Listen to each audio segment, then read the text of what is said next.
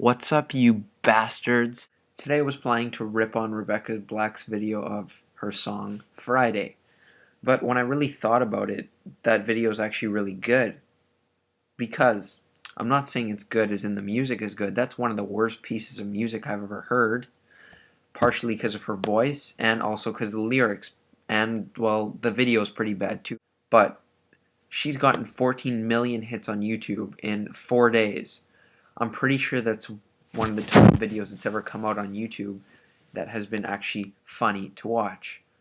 And she's just what is she, 13 years old, trying to make a career with that voice.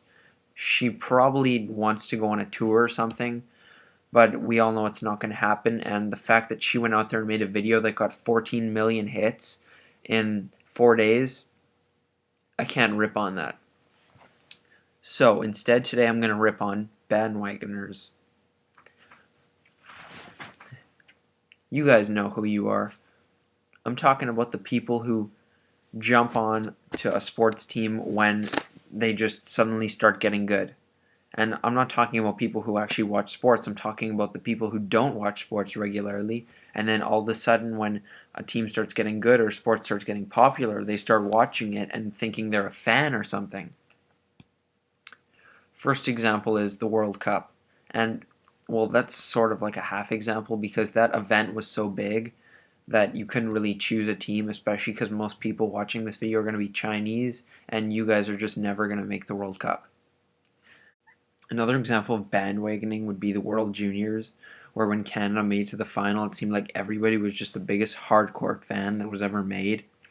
And that's what pisses me off. Not only because Canada lost and people were ripping on them for losing and stuff. It's like, guys, you didn't watch any games except for the finals, and you probably only watched the last 15 minutes when you heard they were getting their asses raped. Don't start ripping on them just because they lost in the last 15 minutes and you haven't watched 10 minutes of your hockey in your whole life. Last example would be the Super Bowl. This one isn't as big for me because the Super Bowl is a big event in North America, and it's basically just you choose one team and you go for them, and you don't really rip on the team that loses. So, for example, say you're a Steelers fan for the Super Bowl and they lose, you're not going to be going ripping off on them about how they lost and shit.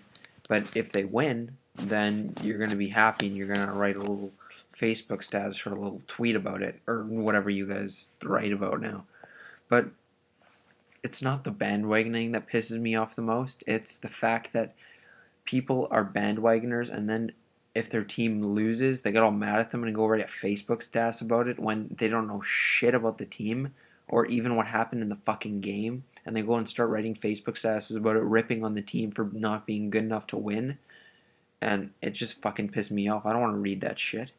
If you've been watching for the whole season, you actually know what's going on and you understand the magnitude of the situation, then I understand if you're ripping on your team for losing. But if you have no idea what's going on, just don't even watch or don't even talk about it, because if you don't know shit about going on, nobody wants to hear what you have to say. Next time, we dissect a whale.